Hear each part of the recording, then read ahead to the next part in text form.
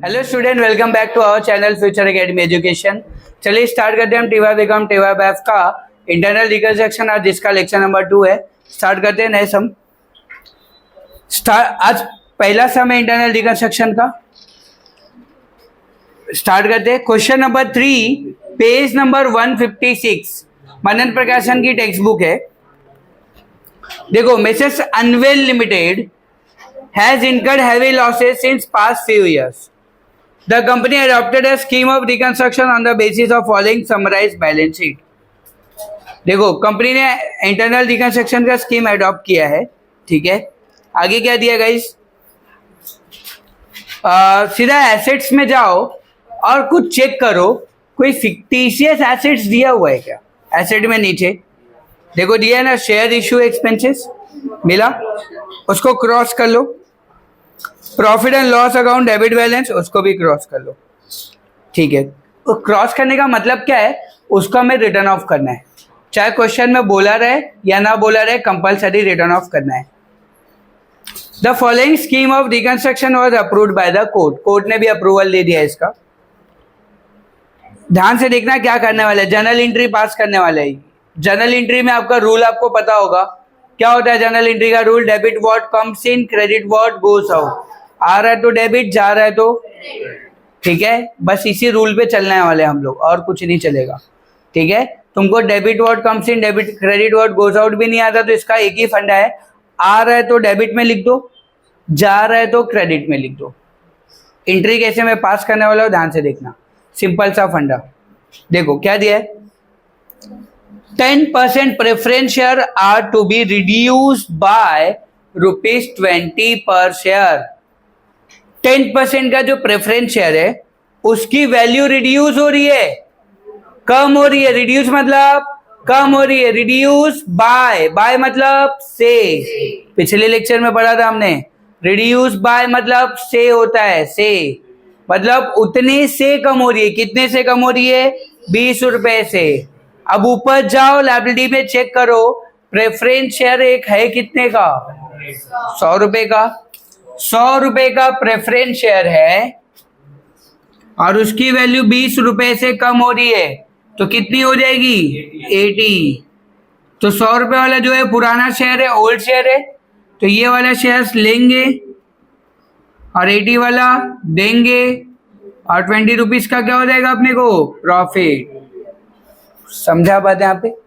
मतलब मैं ऐसा बोल सकता हूँ, 100 वाला शेयर आ रहा है, 80 वाला जा रहा है, अब 20 रुपए का क्या हो रहा है? प्रॉफिट।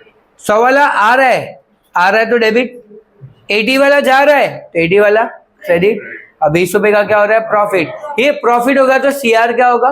क्रेडिट। लिखा था ना मैंने पिछले लेक्चर में, सीआर होगा, सीआर क्या होगा? क्रेडिट, अगर जब भी प्रॉफिट होगा।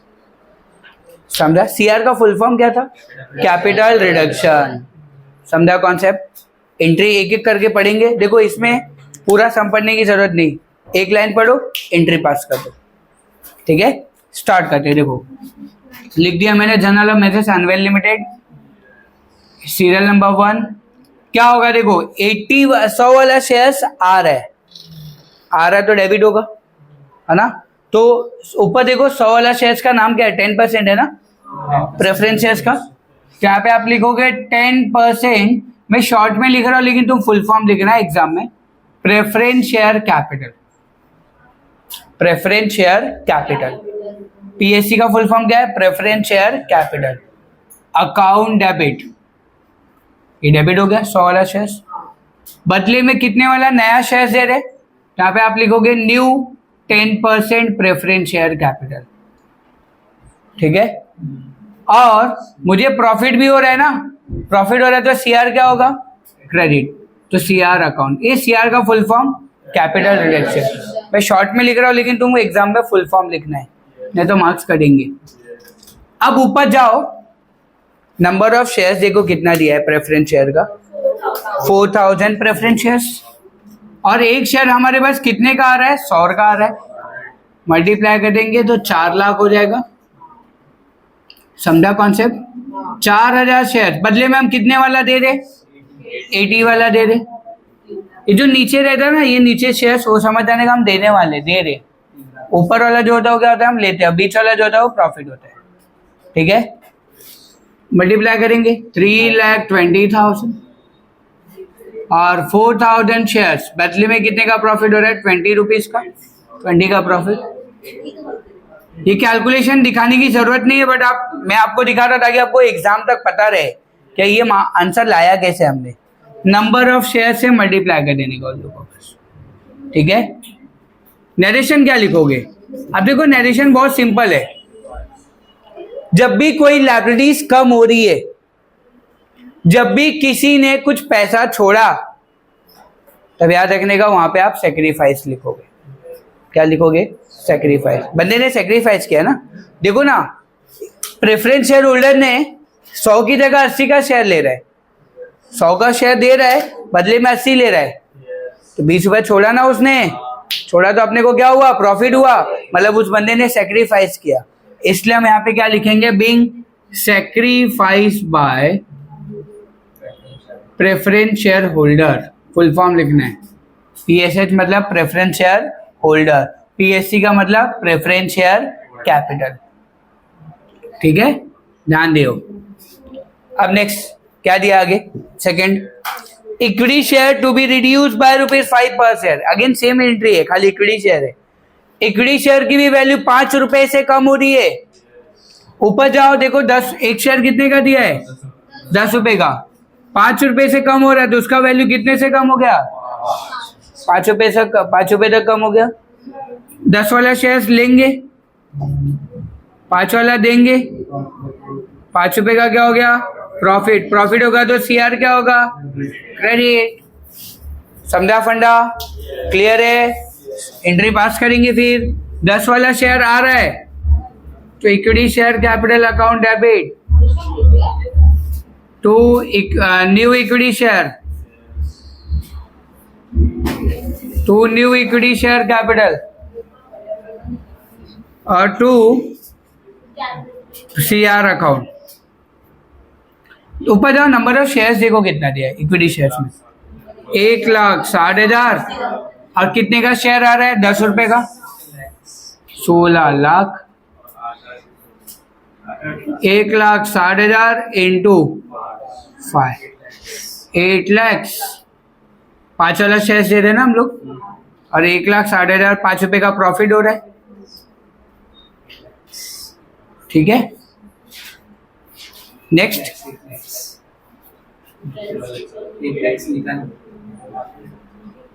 8 लाख लिख देंगे और नरेशन भी लिख देंगे हम लोग। बीइंग, अगेन इसने पैसा छोड़ा तो sacrifice by equity share holder. यहाँ पे प्रेफरेंस शेयर होल्डर था, यहाँ पे इक्विटी शेयर होल्डर है। नेक्स्ट एंट्री क्या होगी, तेजस समझ में आ रहा है, आगे देखते, समझा दीदी। आगे क्या दिया है, debenture holders agree to settle their claim fully by issue of new 11% debenture of ₹14 lakh. Debenture holder ने क्या बोला, भाई एक काम कर, मेरा जो सेटलमेंट है वो करके हटा दे। एक काम कर, तू मुझे 11% का नया डिबेंचर दे दे जो 14 लाख रुपए का होना चाहिए। अब थोड़ा ऊपर जाओ, लाइब्रेरी में चेक करो डिबेंचर होल्डर को कितना पैसा देना था, 20 लाख। बंदा मान कितने में गया, 20 लाख देना था, 14 लाख में मान गया, 6 लाख का क्या हुआ, हो गया ना जनरेट। तो अपन क्या करेंगे, पुराना वाला डिबेंचर ले लेंगे, बदले में नया वाला डिबेंचर देंगे और 6 लाख का क्या हो गया। पुराना वाला ऊपर जाके चेक करो कितने % का डिबेंचर है, 10% वाला ले लेंगे, बदले में उसको कितने % वाला देंगे, 11%, है ना। पुराना वाला आ रहा है तो कहां पे आएगा, डेबिट, 10% डिबेंचर अकाउंट डेबिट। कितने का पुराना वाला, 20 लाख का डिबेंचर आ रहा है अपने पास, तो 11% डिबेंचर अकाउंट। कितने का गया अपने पास से, 14 लाख का गया। ये गाइस 20 लाख का आ रहा है, 14 लाख का ही जा रहा है, 6 लाख का क्या हो गया अपने को प्रॉफिट होगा। तो क्या लिखेंगे, सीआर अकाउंट, कैपिटल रिडक्शन। कितने का प्रॉफिट हुआ? 6 लाख का। ये बंदे ने पैसा छोड़ा ना, कौन है ये? वो डिबेंचर होल्डर। तो क्या लिखोगे आप? Being sacrifice by debenture holder. DH लिख रहा हो, तुम फुल फॉर्म लिखना। समझा कॉन्सेप्ट? पक्का ना? चलो आगे देखते क्या दिया है। उसी लाइन में, उसी एंट्री में, they also agree to forgo. Forgo का मतलब होता है छोड़ रहा है। फॉरगो हो गया, वेव हो गया, दोनों का मतलब क्या होता है? वो छोड़ रहा है, उसको नहीं चाहिए। Forgo 50% of their interest. उसका कुछ इंटरेस्ट भी बाकी था। ऊपर जाओ देखो, इंटरेस्ट है क्या कुछ डिबेंचर होल्डर का? Interest accrued and due on debenture लिखा है ना वहां पे। कितना है? 2 लाख है। 2 लाख में से वो क्या बोल रहा है? 1 लाख नहीं चाहिए मेरे को, 50% नहीं चाहिए मुझे, फॉरगो कर दिया उसने। तो बाकी 50% के लिए कुछ बोला है क्या? यस बोला है, the payment of remaining 50% of interest to be made immediately. बाकी का 50% तुरंत के तुरंत पे कर दे मुझे, ऐसा उसने बोला। किसने बोला? Debenture holder. समझा बात मेरी? मैं क्या बोल रहा हूँ? मतलब हम लोग को क्या करना है? उसका इंटरेस्ट का पेमेंट करना है, जिसमें 50% उसको पे करना है, 50% पे नहीं करना। ये 50% अगर पे नहीं कर रहे मतलब अपने को क्या हो गया? प्रॉफिट होगा। तो सीआर क्या होगा? क्रेडिट। सीआर क्रेडिट हो जाएगा। ठीक है, देखो एंट्री कैसी होगी। मैं ना, मुझे प्रॉफिट हो रहा है, पर 1 लाख का प्रॉफिट हो रहा है, तो सीआर क्रेडिट होगा। और बाकी 50% में क्या कर रहा हूँ? कैश में पे कर रहा हूँ इमीडिएटली, मतलब कैश में पे कर रहा हूँ। पे कर रहा हूँ मतलब मेरे पास से पैसा जा रहा है, तो पैसा क्या होगा? क्रेडिट। पैसा भी क्रेडिट होगा, सीआर भी क्रेडिट होगा, तो डेबिट क्या होगा? Interest accrued on due on debenture. ठीक है, देखो यहाँ पे लिखेंगे interest accrued due on debenture. 2 lakh है ना। अब इसमें बताओ मेरे पास से पैसा कितना जा रहा है? तो टू कैश अकाउंट 50% ही पे कर रहे हैं ना हम लोग। 1 लाख जा रहा है, इसलिए क्रेडिट में लिखेंगे। और बाकी 50% क्या हो गया? प्रॉफिट हो गया, तो सीआर अकाउंट लिखेंगे। 1 लाख का प्रॉफिट भी हो गया। अच्छा, बंदे ने पैसा छोड़ा, डिबेंचर होल्डर ने पैसा छोड़ दिया ना, छोड़ा तो अपने को क्या हो गया? प्रॉफिट, इसलिए सैक्रिफाइस लिखेंगे। Being sacrifice by debenture holder. समझा बात यहाँ पे? पक्का ना? चलो आगे देखते हैं फिर। Computer was to be written down by ₹40,000। एक कंप्यूटर की वैल्यू 40,000 से रिटर्न डाउन मतलब कम हो रही है, 40,000 से कम हो रही है। मतलब मैं ऐसा बोल सकता हूँ, कंप्यूटर अपने लिए क्या है? एसेट। एसेट की वैल्यू कम हो रही है, तो अपने को क्या होगा? लॉस हो रहा है, तो सीआर क्या होगा? सीआर डेबिट होगा, और क्रेडिट क्या होगा? कंप्यूटर की वैल्यू कम हो रही है। कॉन्सेप्ट समझा? इसी तरीके से एंट्री सोचना है। यहाँ पे कुछ लर्न नहीं करना है तुमको, खाली वो बेसिक दिमाग में रखना है जो मैंने तुमको फर्स्ट लेक्चर में लिख के दिया है। ठीक है, समझे? यहाँ पे मैं क्या बोल रहा हूँ? सीआर डेबिट क्यों हुआ? क्योंकि कंप्यूटर अपने लिए क्या है? एसेट। एसेट की वैल्यू कम होती है, तो अपने को क्या होता है? लॉस होता है, तो सीआर क्या होता है? डेबिट। इसलिए हम एंट्री में लिखेंगे सीआर अकाउंट डेबिट। तो क्रेडिट क्या होगा? Computer account. कितने का प्रॉफिट लॉस हो रहा है? 40,000। 40,000 से कम हो रहा है ना। और एक बात और याद रखना, इंटरनल रिकंस्ट्रक्शन में जितना एंट्री बोला उतना ही करना है, एक्स्ट्रा नहीं करने जाने का। ओवर स्मार्ट नहीं बनना है यहाँ पे अपने को। Being revalued bye computer, computer की वैल्यू चेंज हो रही है ना, रीवैल्यूड लिख देने का। कंप्यूटर की वैल्यू कम हो गई। समझा? क्लियर है? चलो आगे देखेंगे। 6th,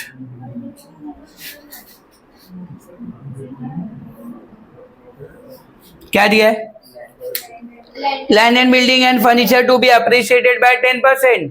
लैंड एंड बिल्डिंग और फर्नीचर एप्रिशिएट हो रहा है। एप्रिशिएट हो रहा है मतलब बढ़ रहा है। बढ़ रहा है मतलब क्या होगा? प्रॉफिट हो रहा है। प्रॉफिट होगा तो सीआर क्रेडिट, तो डेबिट क्या होगा? दोनों का नाम। समझा?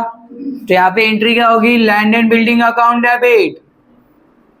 Land and building account debit furniture account debit, दोनों का नाम डेबिट हो जाएगा, और क्रेडिट क्या होगा, सीआर अकाउंट, क्योंकि प्रॉफिट हो रहा है इसलिए सीआर लिखेंगे। कॉन्सेप्ट क्लियर है?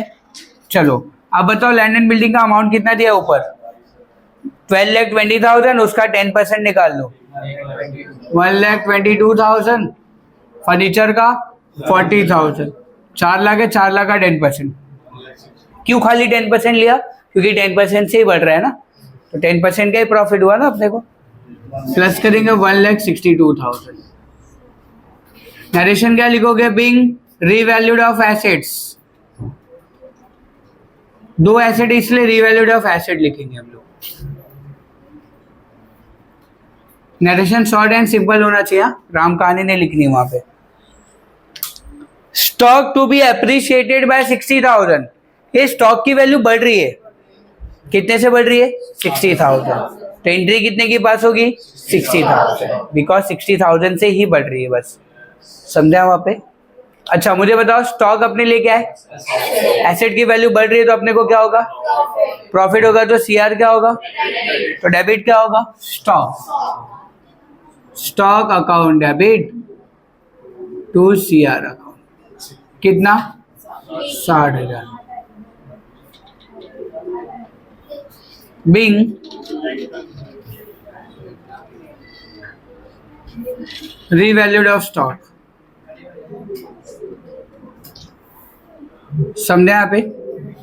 आगे क्या दिया है, fictitious assets and debit balance of PNL account to be written off. Fictitious assets और डेबिट बैलेंस ऑफ पीएनएल, उनको क्या करना है अपने को नहीं बोला रहता तो फिर भी करते ही थे, कंपलसरी ही है, ठीक है। अब मुझे बताओ ये जो फिक्टिशियस एसेट्स है ये लिखा कहाँ पे, एसेट में। अगर इन दोनों को मैं फिक्टिश एसेट से निकाल दूं तो एसेट की वैल्यू क्या होगी, एसेट की वैल्यू कम हो जाएगी ना। दोनों लिखा कहाँ पे, एसेट में लिखा है, दोनों को उठा दो एसेट से निकाल दो तो एसेट की वैल्यू क्या होगी, थोड़ी कम हो जाएगी।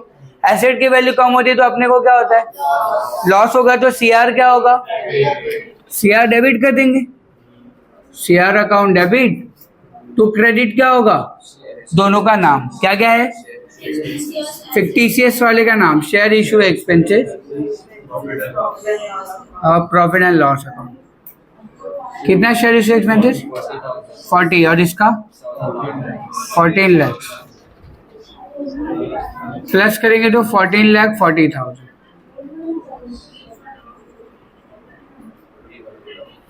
नरेशन क्या होगा, ओए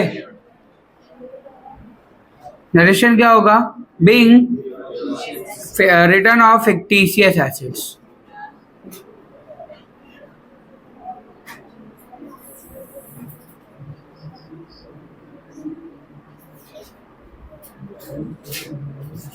नेक्स्ट एंट्री क्या दी, कॉस्ट ऑफ रिकंस्ट्रक्शन और ₹50,000। ये रिकंस्ट्रक्शन वर्ड सुनाई दिया तुमको, इससे क्या याद आया, अनरिकॉर्डेड लायबिलिटी। अनरिकॉर्डेड लायबिलिटी हम जितना भी पे करते हैं पूरा का पूरा, ये मैंने लिख के दिया है फर्स्ट लेक्चर में, ठीक है, ध्यान देना। कॉस्ट ऑफ रिकंस्ट्रक्शन मतलब हम पेमेंट कर रहे हैं, ये पेमेंट कर रहे हैं मतलब मेरे पास से पैसा, तो पैसा क्रेडिट होगा, पैसा जा रहा है ना, जाता है तो क्या करते हैं, क्रेडिट, तो डेबिट क्या होगा, सीआर, क्योंकि अपने को क्या हो रहा है, लॉस, तो CR account debit to cash account, कितना 50,000, 50,000। नरेशन क्या लिखेंगे, being payment of reconstruction expenses,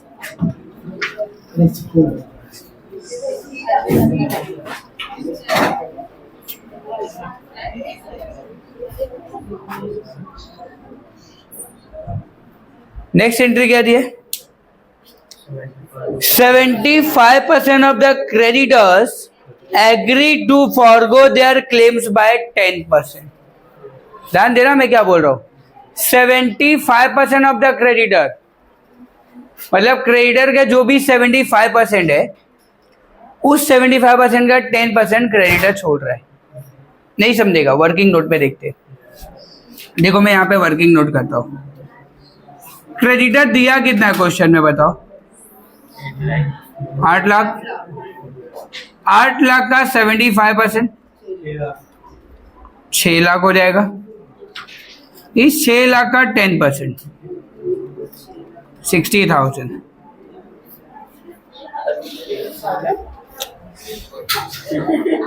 6 lakh का क्या है? 10%।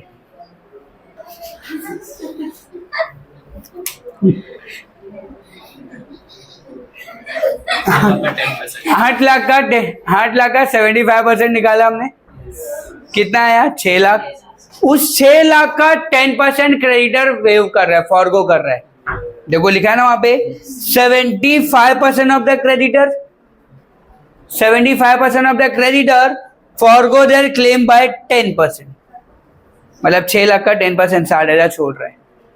तो एंट्री कितने की होगी? 60,000। बहुत लोग मिस्टेक करते हैं, ये देखना क्वेश्चन अच्छे से पढ़ने का, वर्किंग नोट बना के करने का एग्जाम में। बाकी का कुछ करने को बोला है क्या? खाली इतना बोला है कि क्रेडिटर का 75% लो, उसका 10% छोड़ दो। बाकी 90% का कुछ बोला करने को। हम करेंगे क्या कुछ? नहीं, इतने अच्छे तो है नहीं हम, जितना बोल रहे उतना भी कर दे तो बहुत बड़ी बात है। तो याद रखो क्रेडिटर का 75% हमको क्या करना है? फॉरगो करना है। 10% फॉरगो करना है अपने को। ये क्रेडिटर अपने लिए है क्या? लायबिलिटी कम हो रही है ना? लायबिलिटी कम हो रही है तो अपने को क्या होगा? प्रॉफिट होगा। तो सीआर क्या होगा? क्रेडिट। तो डेबिट क्या होगा? Creditor. Yes, creditor account debit to CR account. कितना गाइस? 60,000। 60,000 का profit being sacrificed by creditors। Creditor क्या ना बनने ने सेक्रीफाइस। नेक्स्ट एंट्री क्या है? Reduce debtor by ₹70,000। ये डेटर्स अपने लिए क्या है? एसेट की वैल्यू क्या हो रही है? कम हो रही है तो अपने को क्या होगा? लॉस हो रहा है तो सीआर क्या होगा? CR debit. तो क्रेडिट क्या होगा? डेटर्स। कितने से कम हो रहा है भाई? 70,000। 70,000। नरेशन क्या लिखेंगे? बिंग रीवैल्यूड ऑफ डेटर्स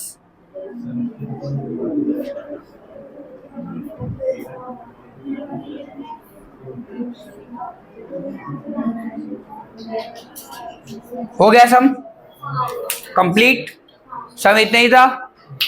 अब क्या करना क्या है? अब लास्ट में एक बात याद रखो, कैपिटल रिडक्शन अकाउंट बनाना है। उसका जो भी डिफरेंस आएगा उसकी भी एंट्री यहाँ पे आएगी। देखो मैंने 12 एंट्री लिख के रखा है। एंट्री आएगी, हाँ याद रखने का हमेशा। क्वेश्चन में चाहे बोला रहे या ना बोला रहे, आपको सीआर अकाउंट बनाना है, कैपिटल रिडक्शन अकाउंट बनाना है और उसकी एंट्री यहाँ पे करनी है, उसके बैलेंस की। कंफर्म? चलो स्टार्ट करेंगे। तो हमें कैपिटल रिडक्शन अकाउंट बनाना है और जर्नल एंट्री में से पूरा पोस्टिंग करना है वहां पे। तो कैसे करेंगे? ध्यान से देखना। हम लोग कौन सा अकाउंट बना रहे? CR account. तो क्वेश्चन में जाने का और सीआर कहाँ कहाँ पे दिख रहा है वो देखने का। ठीक है, जैसे यहाँ पे देखो सीआर है, कौन से साइड में? क्रेडिट में। तो सीआर के क्रेडिट में ही लिखो। क्रेडिट साइड है ना, देखो ये डेबिट साइड है और ये क्रेडिट साइड है। तो सीआर को देखने का पहले किधर दिख रहा है सीआर? सीआर कहाँ पे दिख रहा है? सीआर क्रेडिट में दिख रहा है, तो क्रेडिट में लिखोगे। नाम किसका लिखोगे? डेबिट वाले का। समझा बात में क्या बोला? सीआर कौन से साइड में दिख रहा है? क्रेडिट में। तो सीआर के क्रेडिट में लिखेंगे, नाम किसका लिखेंगे? डेबिट वाले का। तो नाम डेबिट वाले का लिखना है। By 10% preference share capital. ना अमाउंट किसका लिखेंगे? सीआर का 80,000। ठीक है, फिर उसके बाद देखो क्या दिया है। उसके बाद सीआर कहां पे दिख रहा है तुमको? क्रेडिट में। सीआर क्रेडिट में है तो सीआर के कौन से साइड में लिखोगे? क्रेडिट में। नाम किसका लिखोगे? डेबिट वाले का। बट अमाउंट किसका आएगा? सीआर का। सब कुछ सीआर का आएगा, खाली नाम किसका लिखना है? उल्टा लिखना है। बिकॉज इसका रूल भी आपको पता है, 11वीं से पढ़ते आ रहे हो। कि आप जिसका भी अकाउंट बनाते हो उसके अकाउंट में उसका नाम नहीं लिख सकते। आपने कैपिटल रिडक्शन अकाउंट बनाया तो कैपिटल रिडक्शन अकाउंट में कैपिटल रिडक्शन नहीं लिख सकते हम लोग। लिख सकते हैं क्या? इसलिए हम उल्टा लिखते हैं। समझा? चलो आगे। अब यहाँ पे सीआर कहाँ पे? क्रेडिट में। तो सीआर का कौन से साइड में आएगा? क्रेडिट में। नाम किसका लिखेंगे? डेबिट वाले का। By 10% debenture. कितना सीआर का अमाउंट? 6 लाख। फिर देखो सीआर कहाँ पे? क्रेडिट में। तो सीआर के क्रेडिट में लिखेंगे नाम डेबिट वाले का। Bye interest accrued 1 lakh. Amount CR का ही लिखना है गाइस, याद रखना। सीआर कहाँ पे? तो सीआर के डेबिट में किसका नाम आएगा? क्रेडिट वाले का। To computer account 40,000। फिर सीआर कहाँ पे? क्रेडिट में। तो सीआर के क्रेडिट में इन दोनों का नाम लिखने का। 2 है ना तो 2 लिखेंगे, 3 है तो 3 लिखने का। By land and building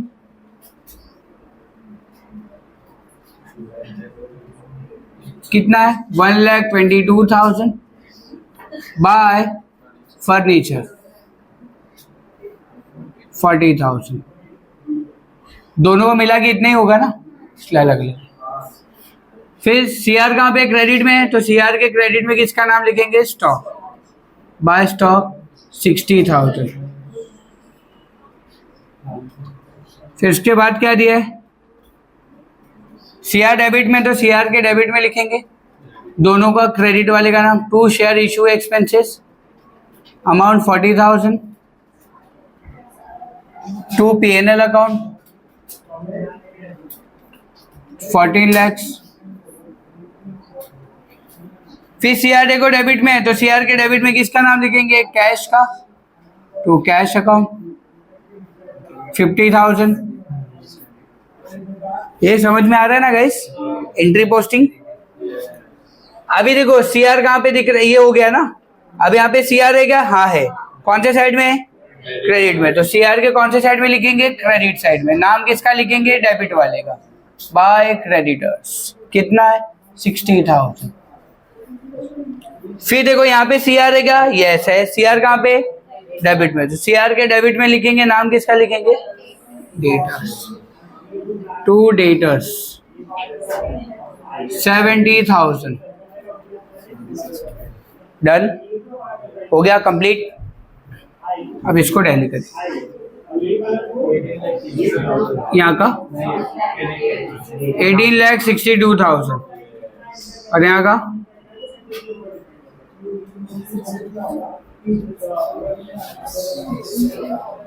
16 lakhs।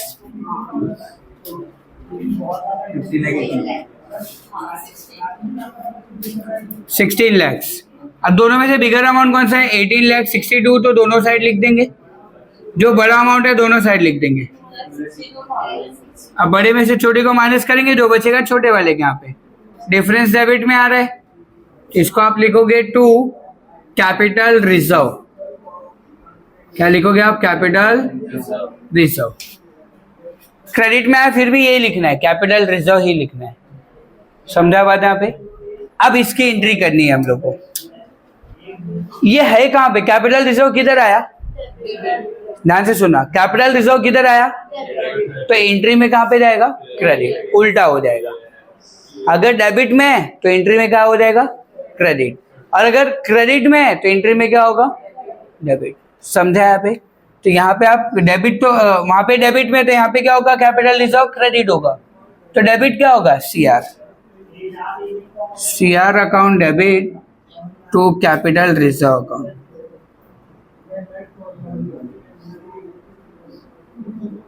Amount ये लिखोगे 2,62,000।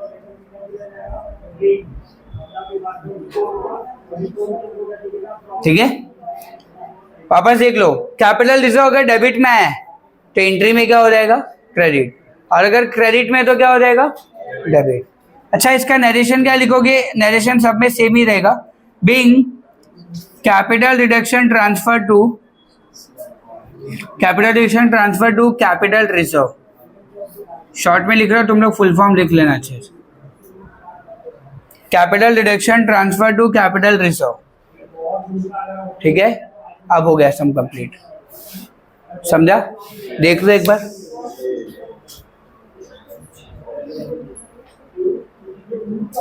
समझा मैं क्या बोला? कुछ डाउट है क्या इसमें? सारे सम ऐसे ही करने वाले हम लोग, क्लियर है ना? जर्नल एंट्री करेंगे और सीआर अकाउंट बनाएंगे एंड उसके बाद फिर बैलेंस शीट भी आती है इसमें, तो बैलेंस शीट हम लोग थोड़ा रुक के करेंगे, पहले ये देख लेते क्या है, ठीक है। चलो आगे बढ़ते फिर हम लोग, ठीक है। बाकी नेक्स्ट लेक्चर में कवर कर लेंगे हम लोग। वीडियो अच्छा लगा तो प्लीज चैनल को सब्सक्राइब कीजिए एंड फ्रेंड ग्रुप में शेयर कीजिए। Thank you so much guys.